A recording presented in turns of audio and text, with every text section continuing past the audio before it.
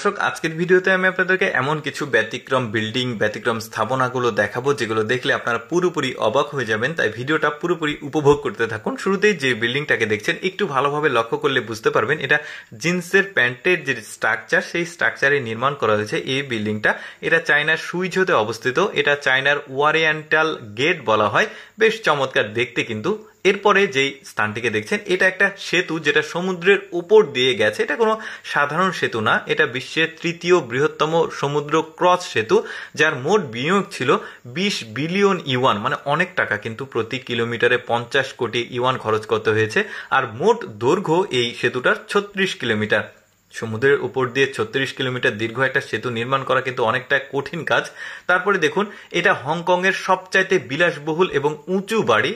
এটাতে হলিউডে অভিনয় করা জ্যাকি চ্যাং, তারপরে ঈশান চ্যাং, তারপরে মিশেল রেইসের মতো বিখ্যাত লোকজন এখানে ভাড়া থাকে আর কি এই বিল্ডিংটাতে। আর এই বিল্ডিংটাতে মানে ভাড়া থাকার যে খরচ প্রতি মাসে 20,000 ইউয়ান, মানে অনেক টাকা। বেশ বিলাসবহুল কিন্তু বিল্ডিংটা।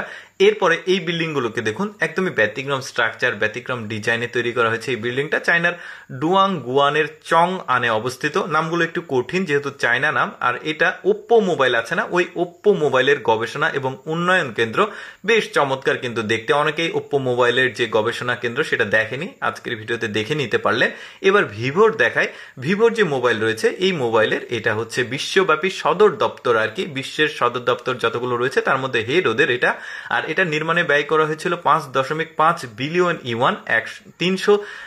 403 একর এরিয়া জুড়ে এটা বিস্তৃত রয়েছে। আর এখানে 7,000 লোকের বসবাস।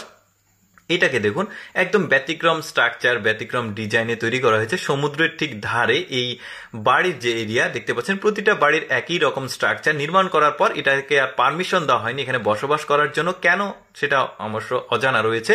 তবে এতগুলো টাকা অপচয় করে এইরকম একটা জায়গাতে বাড়ি তৈরি করা হয়েছে, কিন্তু থাকার অনুমতি দেওয়া হয়নি। এরপরে এই বিল্ডিংটাকে দেখুন, এই বিল্ডিংটা একদমই ব্যতিক্রম স্ট্রাকচারে নির্মিত করা হয়েছে। দেখতে পাচ্ছেন একদম স্কোয়ার সাইজ, মাঝখান দিয়ে একটু ফাঁকা জায়গা আছে। বেশ চমৎকার কিন্তু। আর এটা কিন্তু অনেক উঁচু একটা ভবন, তবে দেখতে বেশ চমৎকার, একদমই এক্সেপশনাল মনে হচ্ছে। এরপরে দেখুন অদ্ভুত একটা বাড়ি। একটু ভালোভাবে লক্ষ্য করে দেখুন, দেখলে দেয়াল মনে হবে বাট দেয়াল না, এটা একটা বাড়ি। চীনের সবচাইতে অদ্ভুত এই বাড়িটি 40 সেন্টিমিটারের চাইতে কম চওড়া। এইরকম একটা বাড়ি, নিচে আবার দোকান রয়েছে। কি অদ্ভুত চিন্তা ভাবনা দেখুন মানুষের। এইরকম একটা বাড়িতে আসলে মানুষ থাকে, চিকন কিভাবেই বা থাকে। এরপরে এই দুইটা বিল্ডিং দেখুন, একদমই ব্যতিক্রম দেখতে। অনেকটা পশুর শরীরের অংশের মতো, বাট মাথা নাই আর লেজের অংশ নাই। চায়নার গুয়াংজিতে অবস্থিত সবচাইতে অদ্ভুত ভবন। নির্মাণে 300 মিলিয়ন ইউয়ান খরচ করা হয়েছিল। দর্শক, কেমন লাগলো আজকের এই ব্যতিক্রম ভবনগুলো কমেন্ট করে জানাবেন।